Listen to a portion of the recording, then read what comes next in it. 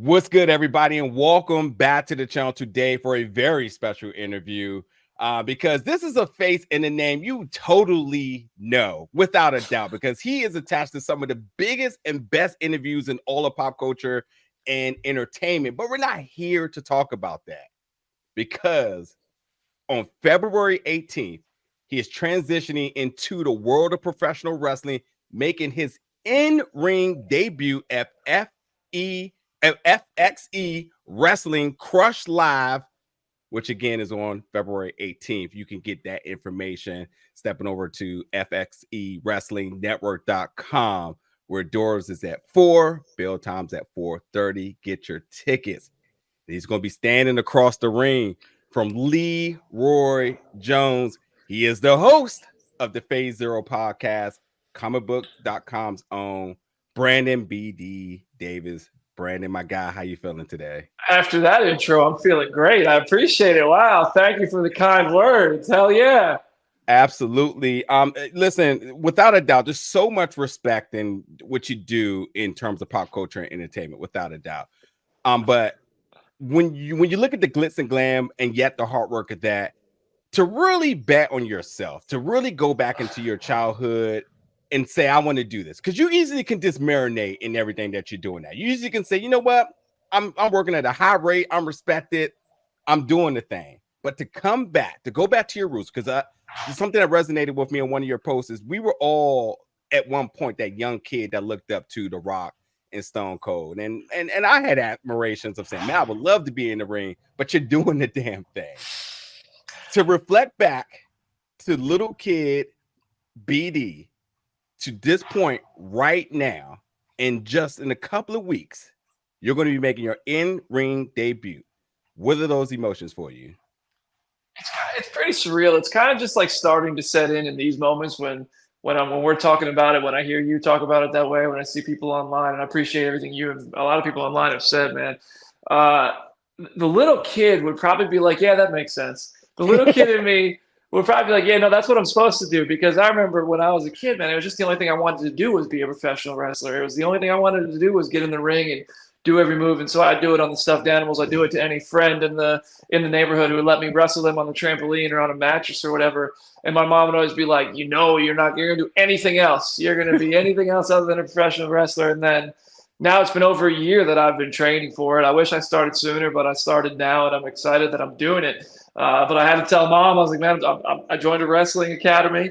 I'm doing the thing, and she's going to be in the front row on February 18th. So we'll see how she feels. I don't know if she's as excited as I am, but I feel like it's also like I really had to commit to it. Like I kept it to myself for a long time because I was like, let's see how this goes. Let's see if I have what it takes. Because one thing I've learned just from my work is just if you're going to fail, try to fail quietly. So I kept it to myself for that reason, and also just because social media, everybody has so much to say all the time. So I wanted to love it for myself. I wanted to fall in love with it on my own and not be motivated by anything anyone else could say, the little dopamine dump of getting likes on Instagram or anything like that. So I wanted to really fall in love with it and have it have no really outside perspective, mostly from people who I would realize never got in a ring, but would still have something to say. So I did it. I got comfortable with it. I started to believe in it. I was like, man, I could do this. Let's do it. So now here we are. We set up a match, Leroy Jones, man. Hey, we'll see how it goes, man. I'm ready to take him, dude. I think I got another week and a half to prepare, and I'm giving it everything I can. Yeah. I got a ton of questions, but let's go back to November 19th, because that's when you were hosting, and that's already a big deal. You know, again, I think you have a tremendous platform, but you still have that love and respect for professional wrestling, independent wrestling, and I think it's such an honorable thing to come back into your home region, put the spotlight on an independent promotion, and the world is watching. But then you decided that wasn't good enough. Because you said, as you said, you wanted a little taste, so you went and got that appetizer, and now, and just in a week and a half, it seems like you want that entree. Why Leroy, and why then? Well, I'll tell you what. On November 19th, back in 2023, it was an opportunity to experience the wrestling world through hosting. And if the opportunity presented itself, I was always, man, if I was eager to find a shot, and I saw Leroy Jones in his match. And let me tell you, if you saw the end of that match, somebody else might have had him, but some other people get involved. And all that. I'm hosting at FXE's First Crush Live out in Hendersonville, Tennessee. So I'm like, okay, hold on. I gotta go set the record straight. We are not that kind of girl. We're respectable, okay? So I was like, all right, hey, I gotta psych myself up. I got in the ring and I was like, hey man, you're not supposed to do it that way. We don't do that here. And so I just one thing led to another. Punches were thrown, flips were happening, and I was like, let me drop kick you out of the ring here. So we just got to talking here at the facility, and we ended up it's got to be settled. The story was just starting there, and now we got to settle it on February 18th. And Leroy, I have a ton of respect for him as an athlete, as a performer, as a human being. He has climbed the mountain. He's gone by different names in this industry. He's climbed the mountain. He's made it to the big Monday night show we all watch. And now I get to go against somebody like that who has climbed the mountain and show like, hey, I can hang with the best of them too. And hopefully come out on top and show that I can get to the top of that mountain too.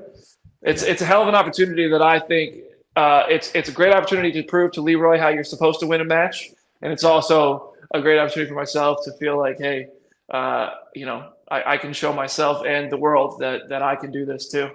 Yeah. And yes, I appreciate you giving Leroy his flowers, because this guy is world traveled and he's dripping with swag, and yes, there's arrogance, but he backs it up. But the one thing I'm sure you took personal was that he seemed to not have a lot of respect for the FXE roster in that Tennessee region, which is where you call home. When you know that he's coming in and he may be quickly overlooking you. This is your debut, but as a guy that, as myself and anybody who's watched you at any of your other endeavors knows that you take a lot of pride in prep into anything you do. You never half-ass anything, which easily means you cannot underestimate this guy in anything. No, I can't underestimate him. He can't underestimate me. I think I think it goes both ways. This is true, which is making this a must watch. And he also got Denise Cleopatra in his corner, the extra wild card there. We'll see, will that be a factor? But for on that statement though, when Leroy takes that approach of not having that respect for that roster, the folks that are behind you right now, the folks that you've been training with for about a year, does that add a extra level of motivation going into this match? 100%. I think that Leroy wants to go out there and do his dancing stuff, all that. No, we're not here to dance. Look at these guys right behind me right now. They are working. They're in here working so as many nights a week as humanly possible, and I'm in there with them. And you have to respect that from everybody here. That's kind of the vibe at FXE. The majority of the people you'll see wrestling are trained here. The majority of people you'll see wrestling are sweating together. We're learning. We're putting ourselves on the line to come in here and beat each other up and learn to do it in a way that you have to respect each other. You have to trust each other. And if you think you can come in there and just do a dance and all of a sudden you can, skate your way through a match, that's not how it's going to go. I got to make sure that we represent it, and also have to respect the opportunity that I've been given too. I mean, like you said, Leroy, he's world traveled. He's wrestled all over the place. And he's put on a hell of a show everywhere he goes. So, for my first match to get somebody like this, I feel a lot of responsibility to go in there and show that it's worth everybody's time too. And that I don't need to dance, but I can, I can keep my eyes on Denise Cleopatra as I need to. And I know Leroy's over there, and I can dance with the best of them in my own way. Yeah. I gotta tell you, man, I don't think it gets any better than getting an endorsement and some advice from John Cena, Dave Batista. I mean, the pressure, and maybe not for you, but for anybody else, that just adds on. And yes, those are complete legends in this industry. And one may even say John Cena is the GOAT. And with them are basically John Cena taking a moment during the Argyle interview to turn it back to you, to give you advice, which is priceless here. And while that is absolutely a beautiful and amazing thing, to give you another opportunity to talk about it, has there been any others who's been in your corner that has provided advice, support, encouragement that you would like to shout out? There's a couple of wrestlers I've really looked up to who have reached out and given me some really cool advice. I'm going to keep it to myself for now, but I've been really incredibly fortunate to just be in the same room with some of these people through the work I've done at Comic Book. And now it's really interesting to see some of the relationships that have come out of that kind of work to my advantage in a sense here. But then also, I'll tell you what, that adds a bit of pressure to it too, because now I'm out here. I got John Cena talking about my wrestling match. I got Batista talking about my wrestling match. I'm posting that online. Hey, that means I really I can't mess this up. Because I'm doing all this. I can't just not show up now. You know what I mean? This is real. This is for real now. Imagine that. I'm talking, bring it up to John Cena, and then all of a sudden I show up. I'm like, oh, I forgot how to do a clothesline. Oh God, no, I gotta be real. I gotta come correct, man. I gotta show up and make an impact, because I can't call all this attention to it and not put on a show that I can be proud of, and everybody else can be like, oh damn, he was for real. I'm gonna show everybody we're for real. Yeah. Something else too that I noticed, which just ultimately even more respect for you, is at the Royal Rumble. I briefly saw you, and that's press. It's press and media work. So there's a measure of work, but there's also a measure of just living in the moment, kind of just relaxing, having fun. I saw you. Nothing about that looked fun. It looked like everything was business. Does now those spaces change for you now? Does it become less fun? Because now it becomes more motivation?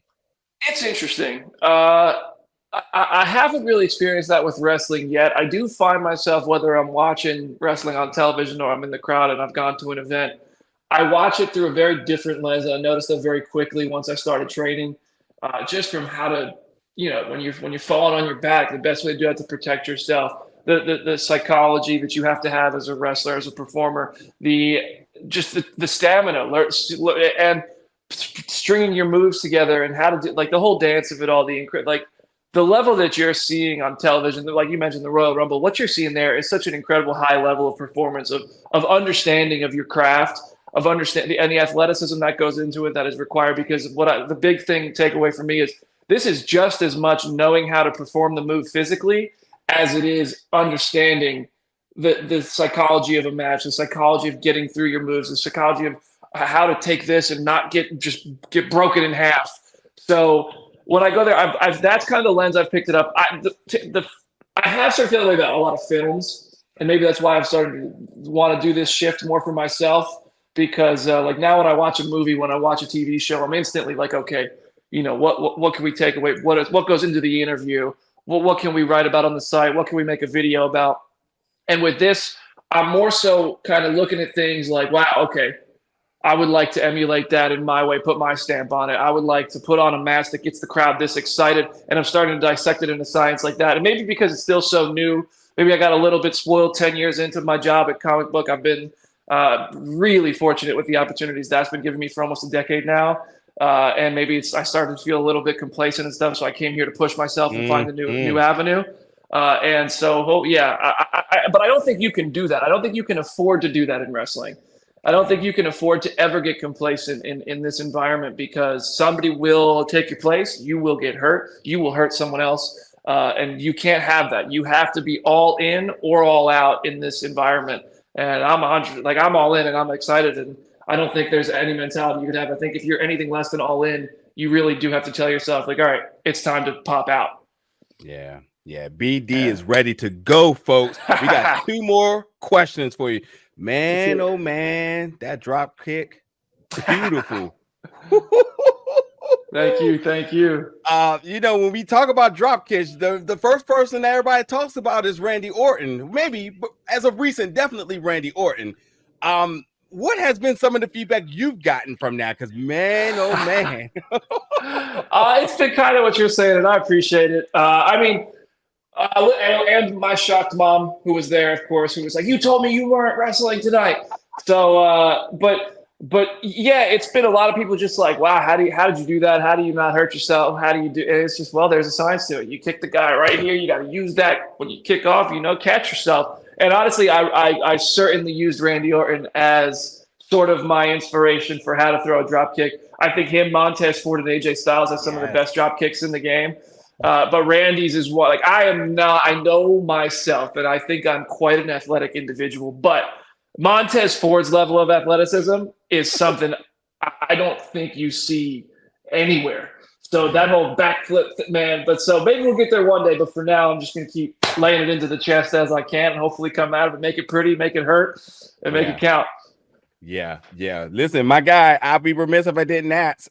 You are a person, comic book nerd, geek enthusiast. You know characters in and out, which obviously is a part of becoming a professional wrestling, is working on the gimmick, the presentation, and so on.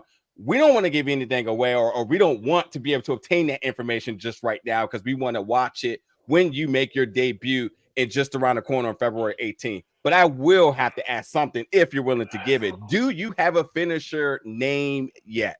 Oh, I'll give you that. I thought you were going to ask about what I'm going to wear to the ring, and I was like, nope, I'm going to keep that one. Yeah, but, I know. We want that. We want to see that come out. I got to shout out Ray A. Chavaria for the boots, Tanya Lopez for the gear. So I can't wait to show the gear. The gear, I think, people who know me won't be super surprised. They'll be like, oh, he actually did it. So that's what they'll say about the gear. The finisher now, you'll have to wait to see it, but I'll tell you right now, it's called the End Game. It is 100% called the End Game. So you'll have to see it in person. But when we reach End Game, that's a wrap. Oh boy. Yeah, man. It's a fun question, dude. Thank you. Absolutely. I was like, yo, it's going to be something Nova related, but maybe not. But we'll have to see. We're going to have to see. And I am very tuned in and excited for it. So listen, folks, as I mentioned, you want to get all the information for this event, FXE Wrestling, step over to FXEWrestlingNetwork.com. That way you can get your tickets if you're local. And obviously, if you are not, there will be a streaming. It will be streaming as well, too. Doors is at 4 p.m. Central Time, 4:30 Bell Time Central. This is Crush Live. BD, congratulations thus far, because regardless of the win or the loss, you're doing the damn thing. And that commends a lot of respect, love, and attention from everybody that's been following you for everything you've done in entertainment and pop culture. But this new journey right here, just that childhood dream, bringing that to life, that's absolutely a win in my book, my guy. Man, I appreciate that. Hopefully this is just the beginning. I really hope so. Absolutely. Rooting for you the entire way. Folks, jump in the comments, give BD that love, and be sure to look in the description below. Step over to FXEWrestlingNetwork.com for all the news and updates for not only this show, for future shows as well. BD, appreciate your time today. Good luck and get back to that training, my guy. Thanks, man. Talk to you soon. Absolutely.